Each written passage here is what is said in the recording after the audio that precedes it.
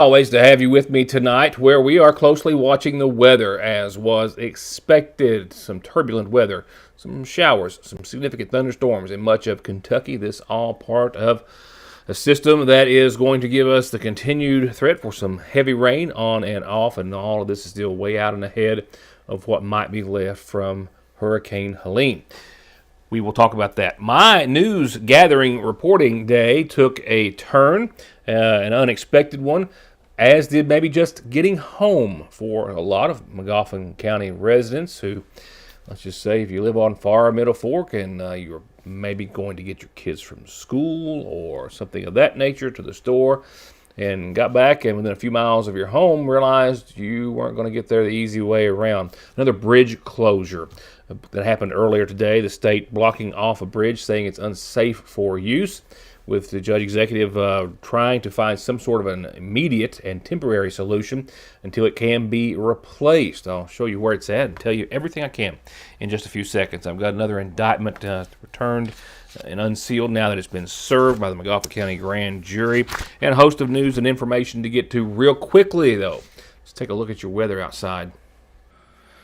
Studios in downtown Sayersville have been right in the middle of the action, rolling in here this latter part of the afternoon. Severe thunderstorm warnings have not been issued. We are in the severe thunderstorm watch area, which was just upgraded before the show began. Some tornado warnings in other parts of Kentucky, Monticello, Wayne County. A few others have since expired. We have no confirmation of any damages right now from any high winds, but this is not over, as we'll see this upper level low continue to feed showers and thunderstorms into much of eastern Kentucky, and we expect the activity to pick up here in downtown Sayersville, and then we're still looking at the potential for some more rain.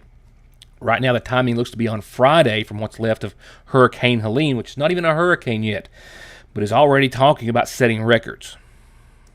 More on that and more on Helene in just a few moments, and more news in just a few seconds.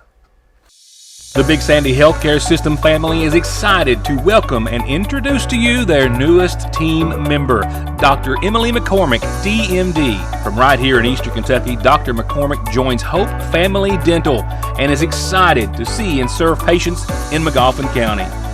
Call 349-5126 to schedule an appointment.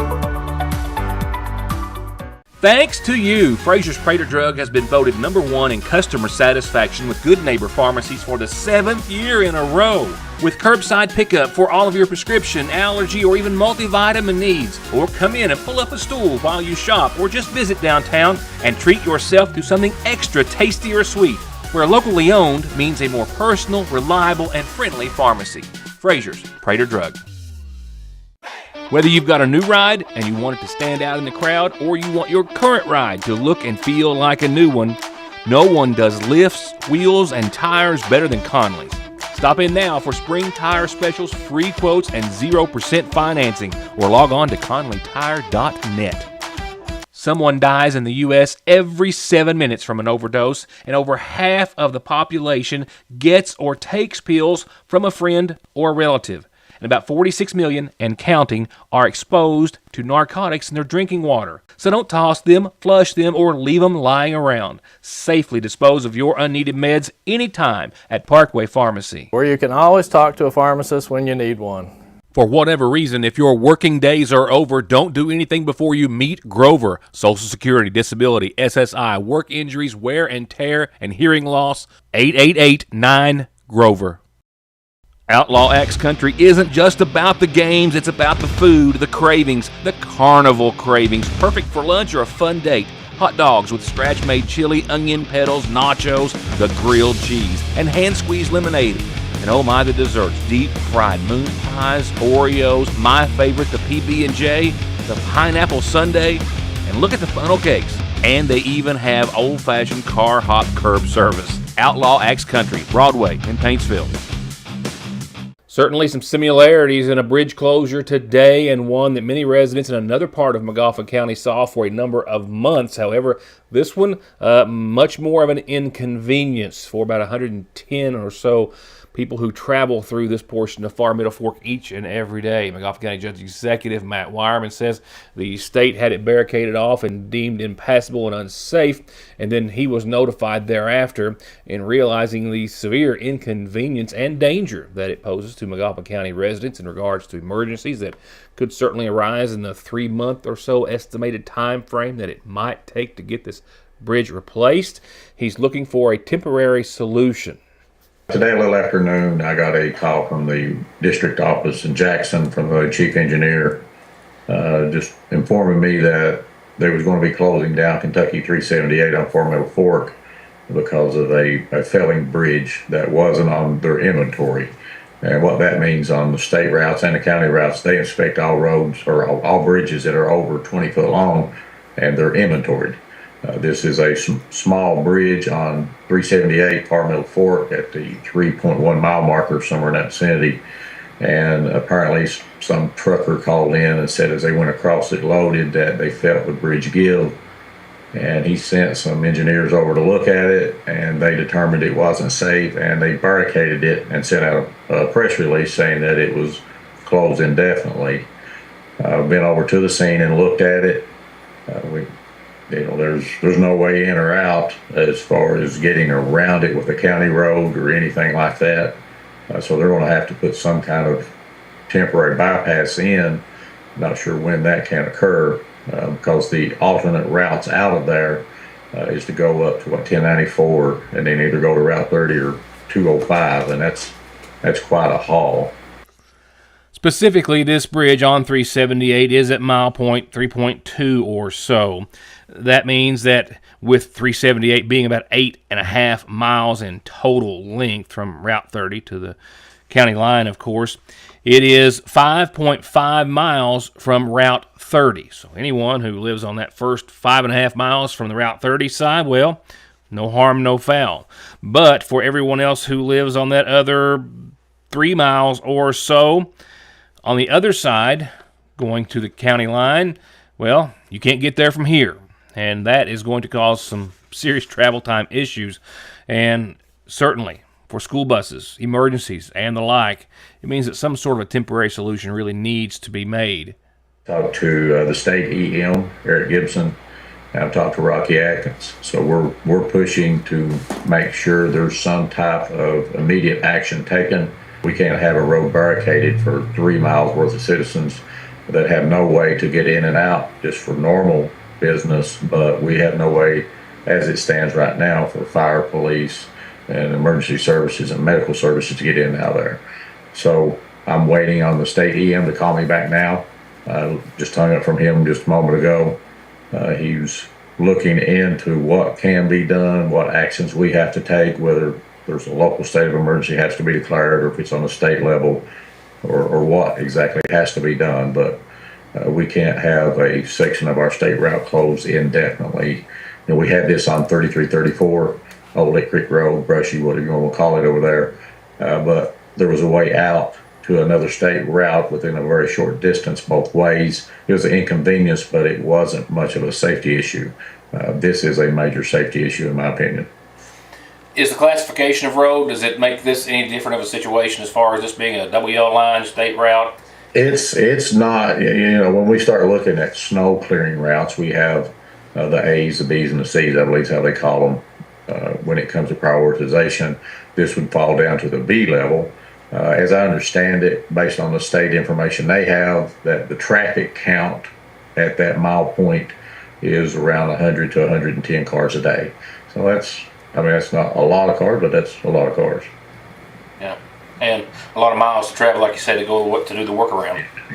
And the state EM and I was looking at the map. He has a map that has a location of all the fire departments and emergency type services in the area, and there's nothing even close as far as other counties go that could respond should we have something over there and we couldn't get there. So we're weighing all the options. And as soon as I have an update on the matter, so will you.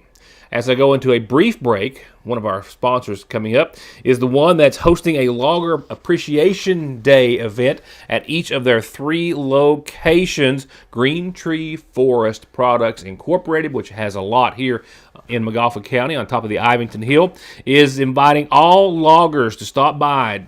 However you're affiliated with the business, they'd love you to stop and join them on October the 2nd at the Sagersville location, October the 1st at the 519 Log Yard, and October the 3rd at their Wallingford Log Yard. But here in Sagersville, October the 2nd, that will be a week from tomorrow, and they're going to have hamburgers and hot dogs, some really cool Green Tree Forest products, gear to give away, some live drawings and prizes as well. So if you're on 114 during Logger Appreciation Day there at the top of the Ivington Hill, please stop by. They'd love to have you stop by, and they'd just like to say thanks and show you some appreciation. Green Tree Forest Products wants to buy your timber. Our skilled log procurement team has 4 generations and 70 years of experience buying over 24 million feet of hardwoods every year, which means you'll get the most dollars out of your logs and timber by calling any of our 3 locations in Sagersville, Moorhead, or Wallingford, Kentucky. In the Sagersville and surrounding area, call 495-1198. Green Tree Forest Products. Summer is wrapping up, and that means back to school, football games, fall, and all the wonderful things that go with it. And the seasonal shop has got a large selection of McGoffin and UK merchandise ready to go. Beautiful jewelry and accessories to complement all of your outfits. And for the teachers, a full line of spa and pampering products that are perfect to help relieve a little stress after some long days. Fragrance lines to help maybe any classroom or dorm room feel more like home. And as always, a beautiful selection of home decor. If you haven't been in lately, very lately, stop in and get a preview of some of their fall and Christmas colors and styles. And remember, local delivery and layaway at the seasonal shop. Experience over 30 years of exceptional, impeccable elegance and beauty at Seasons Florist, now in Sagersville, offering the very freshest in floral designs, custom and in-stock wreaths, arrangements, gifts, and so much more that you'll have to visit to try to see it all. Plus, they have tuxedo rental, free delivery within the city limits of Sagersville, and you can even place orders after hours. Call anytime. Seasons Florist on Parkway Drive, 349-4000. Johnson Central High School stands alone in providing the most college and career programs of study in one building throughout the entire state of Kentucky. This includes pathways in everything from the medical field to engineering, telemedia, welding, agriculture, and even aviation. And that's just to name a few of the 32 different choices. Work has also been started on a brand new state-of-the-art high school. So now is the time for your child to experience the power of opportunities in Johnson County schools. McGoffin County indictments now being made public after they are being served. One has since been served after being returned by the sitting grand jury back in April on the 18th here in McGoffin County. This indictment being reported is in the name of 48-year-old Brian Daniel Benton, indicted for being in possession of a handgun and having been a convicted felon. He was arrested by the McGoffin County Sheriff's Department back in November of last year after a deputy pulled up on a scene and was alerted that a homeowner was holding a gun on a man on his property, suspected of possibly stealing from the landowner. The suspect, Benton, allegedly told police he was there because of car issues and trying to get his car back up and running. Authorities noticed that he appeared to be under the influence of alcohol. He was placed in the back of the cruiser. He also was found to be in possession of a firearm, which specifically was a loaded handgun that was found tucked in between the headliner and the roof of the vehicle. Benton telling police at that time that he was a convicted felon being released just this past year after serving a 16-year prison sentence for bank robbery.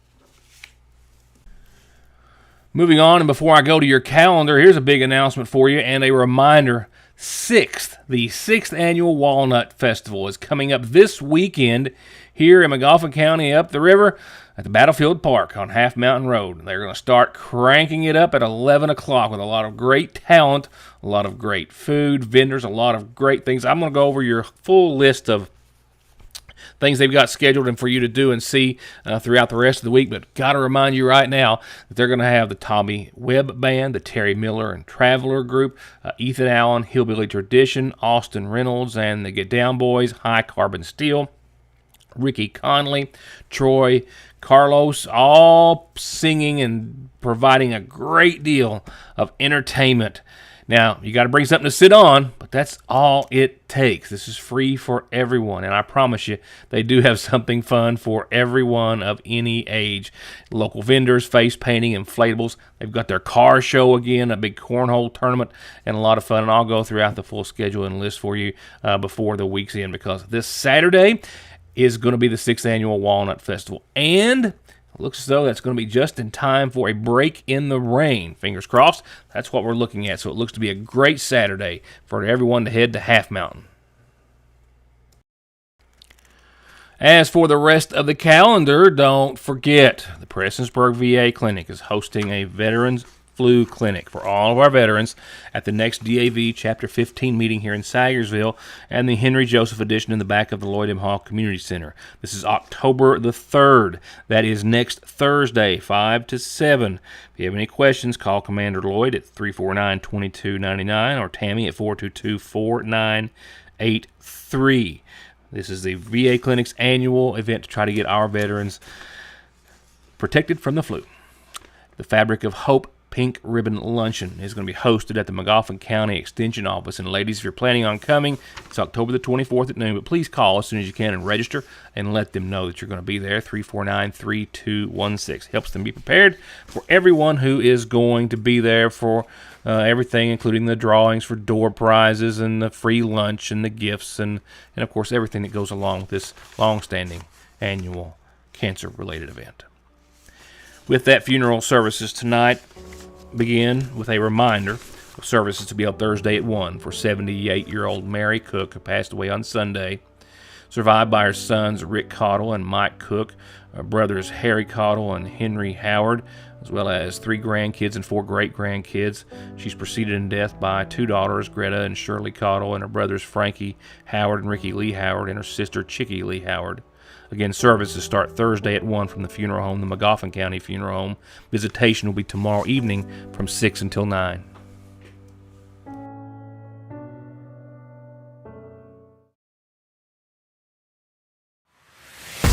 Get ready for an experience like no other. Artrageous is coming to the Mountain Arts Center on Thursday, September 26, 2024. Artrageous isn't just a show, it's a celebration of art, music, and creativity. Born from the ashes of a burnt theater, this troupe of misfit artists, singers, dancers, and musicians has taken the world by storm. Be a part of the experience. Be Artrageous. Get your tickets now.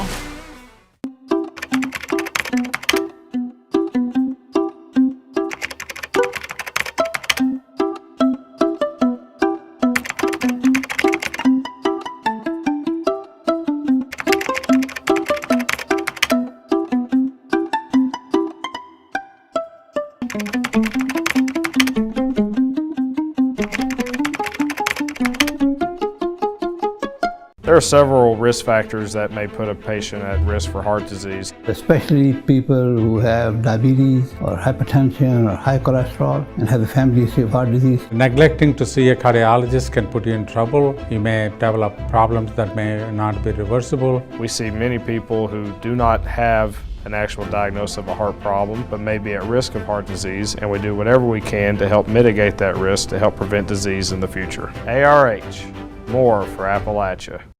Pennies, and I mean pennies on the dollar in Paintsville. New items every week at Outlaw Bargain Pallet Store. Household goods, tools, toys, makeup, home decor, and so much more. And they're right by Outlaw Thrift and Consignment, the area's biggest and best consignment, full of new, nearly new, and gently loved kids and adult clothing, name brands, new styles, and most everything in the store is only $2. Shop and save it both on Main Street in Paintsville.